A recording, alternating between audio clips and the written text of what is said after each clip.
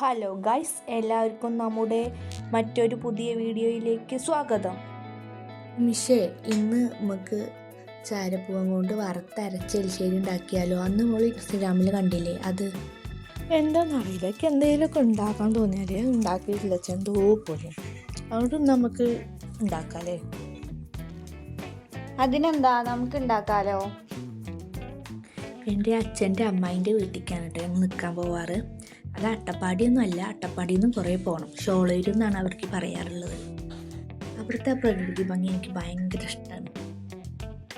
ഞാനാകെ 3 പ്രാവശ്യമുള്ളൂ അട്ടപ്പാടി പോയിട്ട്. ഒന്ന് കല്യാണത്തിൻ്റെ മുന്നേ, പിന്നെ ഒന്ന് കല്യാണം കഴിഞ്ഞിട്ട്, പിന്നെ കുട്ടി ഉണ്ടായതിന് ശേഷം. അങ്ങനെ 3 പ്രാവശ്യം ഞാൻ അട്ടപ്പാടി പോയിട്ടുള്ളൂ. എനിക്ക് ഈ അട്ടപ്പാടി പോകുന്നത് ഭയങ്കര ഇഷ്ടമാണ്. എന്താണെന്നറിയില്ല, എല്ലാവരും ചോദിക്കും ഈ അട്ടപ്പാടിയിൽ എന്താപ്പോൾ അതിന് മാത്രം കാണാൻ. എന്താ അറിയില്ല, എനിക്ക് ഭയങ്കര ഇഷ്ടമായിട്ട് പോകുന്നു. പിന്നെയാവാം എന്ന് പറഞ്ഞ് കാലം വലിയ വീടിന് കുട്ടികളെ അമ്മയെ കൊണ്ട് ഡെയിലി കാണാൻ പോകും.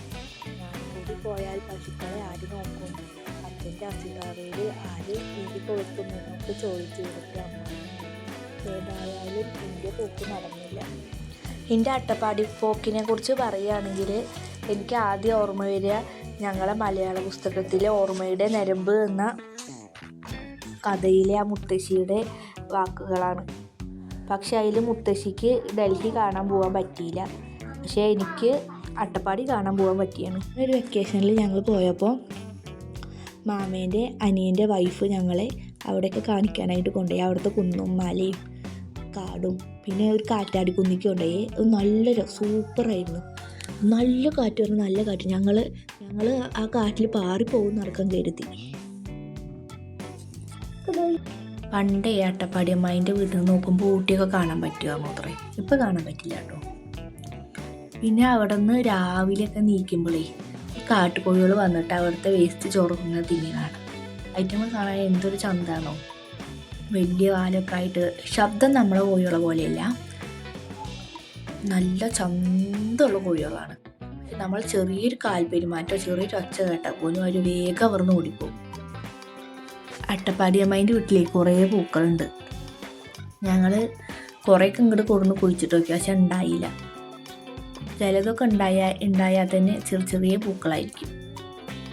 അവിടെ വലിയ പൂക്കളാണ്, കാണാൻ നല്ല ചന്തമാണ്.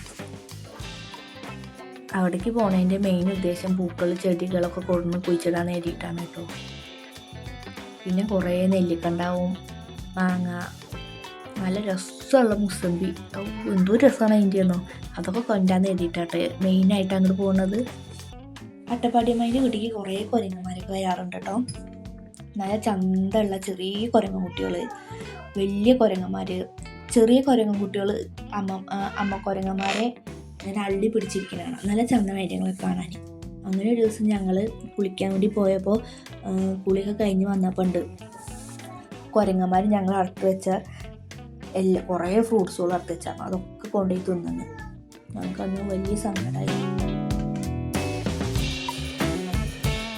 അട്ടപ്പാടിനെ കുറിച്ച് പറഞ്ഞിരുന്നിട്ട് സമയം പോയത് അറിഞ്ഞില്ല. നമ്മുടെ കറി എന്തായാലും മുൻപാണ്. നമുക്ക് ഇന്ന് പറയാം കേട്ടോ അട്ടപ്പാടിന് ശേഷങ്ങൾ.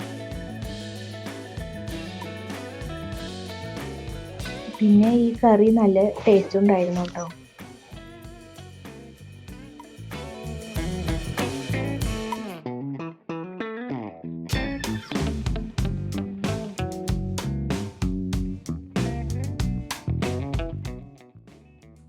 വീഡിയോ ഇഷ്ടമായാൽ എല്ലാവരും ഷെയറും ലൈക്കും ചെയ്യണേ.